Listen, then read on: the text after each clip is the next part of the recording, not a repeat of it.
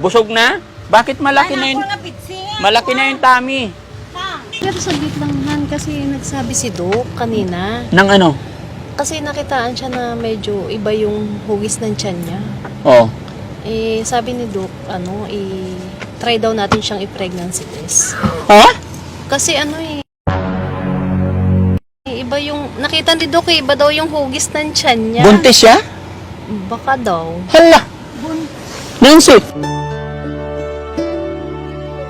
Malaki na yun. Malaki na yung tummy.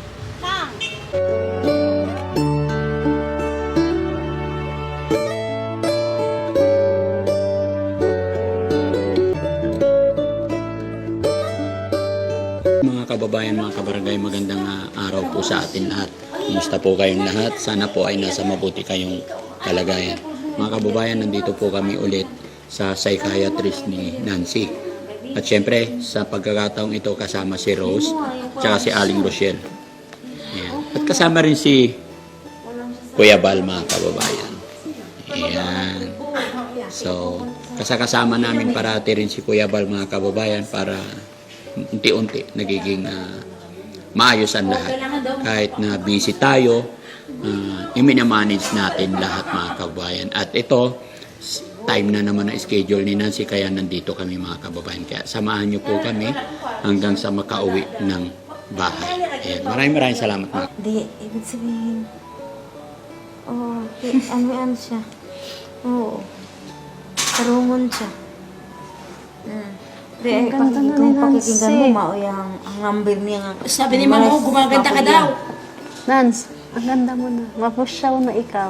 Maputi na. Ko. Oo, pero maganda ka na. Iba na yung kulay niya kasi dati, di ba? Yung nakuha na na. Nag-iba Maganda na siya. Dahil sa iniinom niya yung vitamins, ma'am. Wow. Diba? Anong iniinom mong vitamins?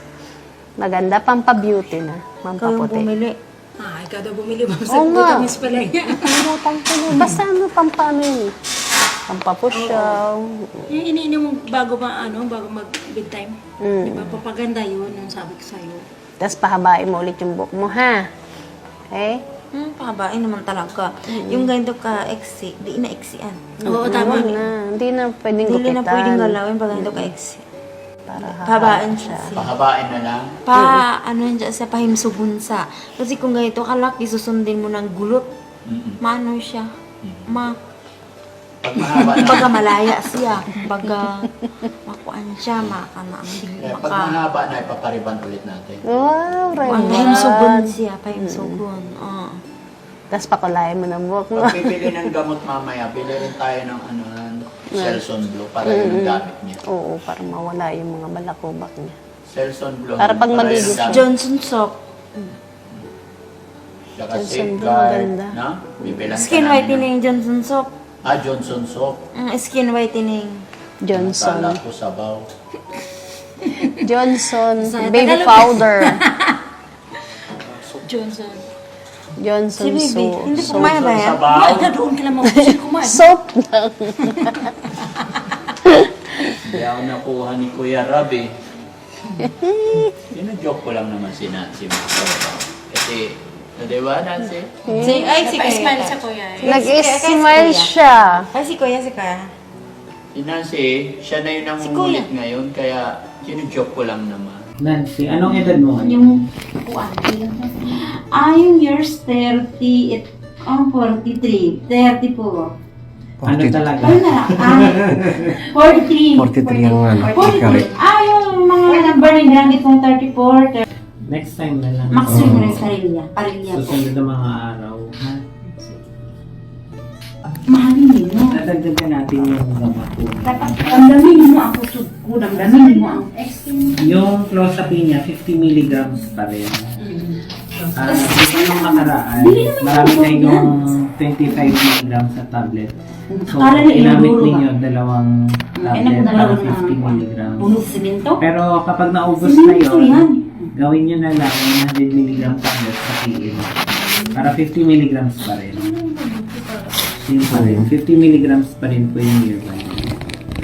Tapos, dadagdagan ko po yung aripiprazole, parang ganun din yun. 5 milligrams lang muna. ng tableta. Pero sa simula, kalahati lang. Kalahati. 2 weeks yun, kalahati lang. Tapos after 2 weeks, kung okay naman siya, gawin niyo ng 1 whole tablet. After lunch yan. Oo.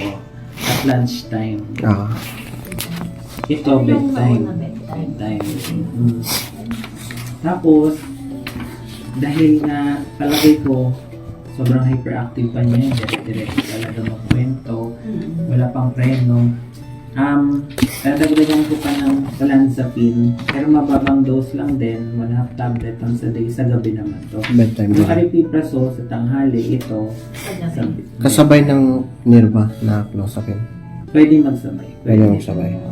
Yun na lang. Ito kalahati lang. Ito kasi mag-i-increase yung aripiprazole, magiging 1. Ito tuloy-tuloy lang 1/2. Pero kung, kumari, nagiging magulo, irritable, nagiging disruptive ba, hindi siya kalmado, mag-message na lang po kayo, abisuhan ko kayo paano increase yung gamot. Pero for now, ganito lang muna. Slight increase lang. Pag lang talagang ano siya. Pag namumroblema kayo. ganyan. Kami magkakaroon ng epekto sa kanina. Kung ano yung effect ng Nirva or clozapine, yun yung gusto natin ma-achieve more pa. Ang wish Hindi ang lang kulang natin, talaga wish sa lang. portal ng pagkaon. Mas maging logical siyang magkausap, may preno, hindi tuloy-tuloy, hindi mo siya hyperactive. Ganun. Okay.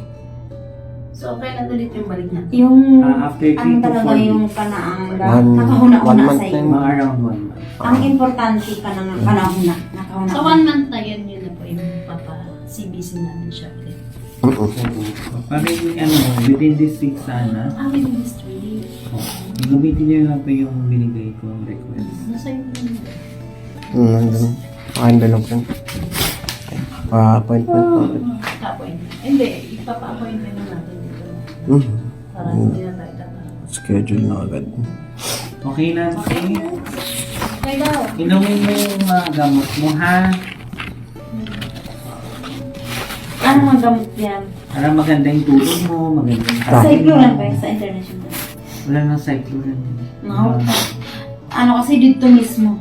Pagka dito na kasi lang dito mismo ang kasi sa international sa ano kasi sa kanang sa mercury drug Cyclone. nadilid lang talaga sa nilagyan. Ay, hindi, sorry po, doctors and the Siguro yung inom niya dati. anak grand cast. Tapos, yung naubusan siya sa oras pa, hindi mo na sila deal doon sa Judith na sinabi na balik ka dito. Hanggang dyan, nagkikutok ang gamot niyo. Siguro naman may effect yung mga bago. Kaya sila pumunta, ay bibili ba? Start nyo na po.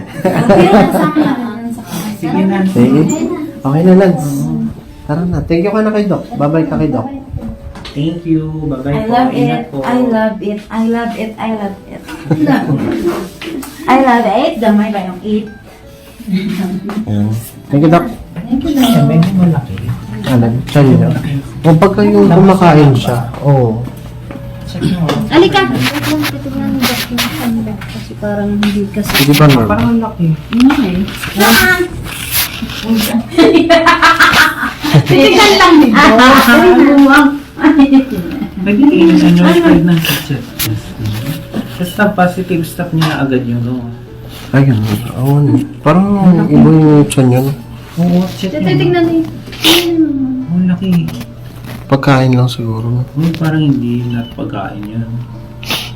Papaano rin natin. Oo. Pa-test din natin siya. Bago kayo mag-increase ng gamot, ano po, i-pregnancy test nyo kung hindi natin ano. Mukhang buntis eh. Oo. Thank you, Doc. Tingnan namin daw. Sabi ka na po ako. Apa, Dok, paano yung tatawag ka niya? Message na. Message na lang po. Sige. Pwede naman. Sa Pampangkanis, Dumagiti.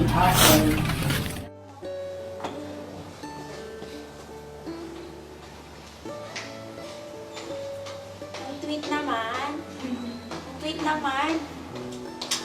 Holding hands. Tweet naman. Tapos na. Tapos na? Okay, ano naman, ano naman ang sabi ng doktor? Ayun, nadagdagan siya ng ng gamot. Natagdagan na. Okay. Pero yung dati niya, ganun ano, ibabalik sa 100 milligram, tapos half ulit. Half ulit. Eh, yung dati niya. Tapos, Tapos yung, ngayon, yung bago niya, ganun, binigyan siya ng 5 milligram ulit ni Doc. Ano ba ito pangalan to? Aripiprazole? Aripiprazole yun. aripiprazole. Ayan. Half tablet lang siya ulit, yung kagaya dati. nung Okay. una. Kailan naman ang balik natin? Lunchtime siya iinumin. Lunchtime. Okay. Tapos meron pa isa pa. Kailangan si Ma'am Rose. Oh, Olsa Dream, 15. Ganun din, half tablet din. Sa tuwing bedtime din. Sasabay mo siya dito, ma'am. Dito, magkasabay po siya. Bago Tapos mag-bedtime? Opo, bago mag-bedtime. Pwede po siyang pagsabayin. Tapos, ito naman po, sa lunchtime po siya. May bedtime in my lunchtime. Nadagdagan yung gamot niya. Kasi medyo nag-diretso yung... Para daw nag-i-stop. Nag-hyper siya. Nag-hyper lang. Kay Doc lang. Okay. Pero sabi ko naman kasi, di ba, gaya ng sabi mo, okay naman siya. Nakakatulog siya sa gabi. Kailan ang balik natin? After a month. After a month. Okay. So, 1 month yung bibili natin gamot. 1 month siya.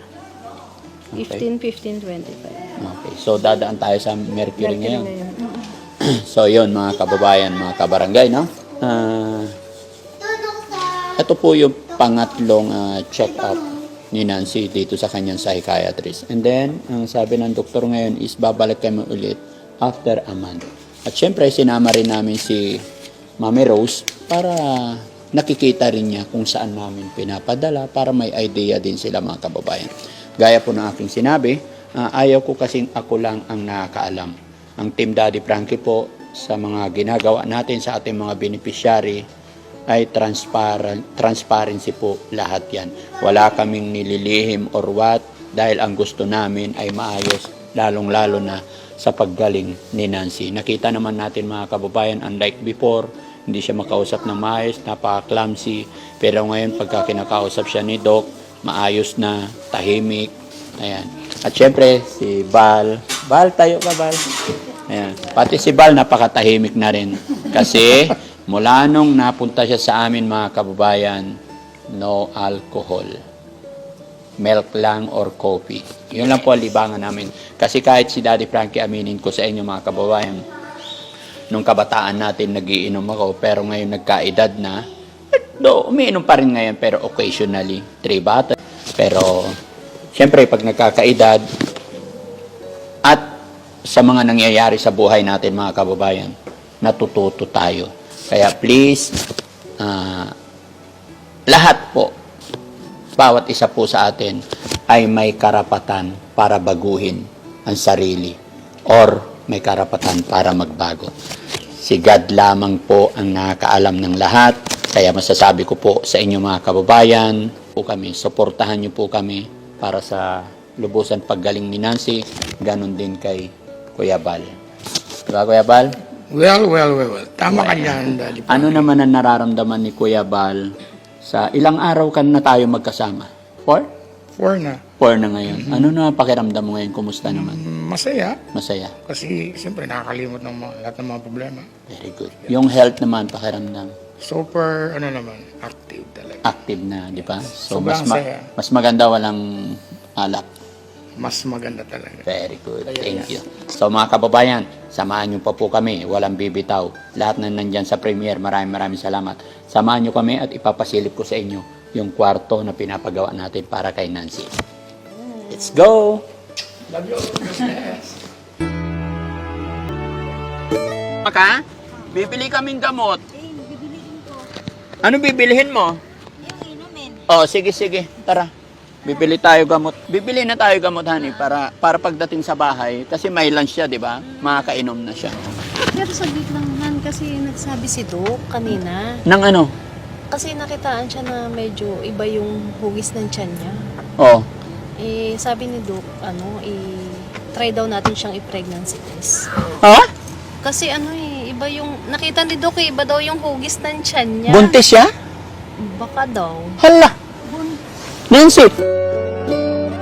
May nag-ana-ana sa'yo?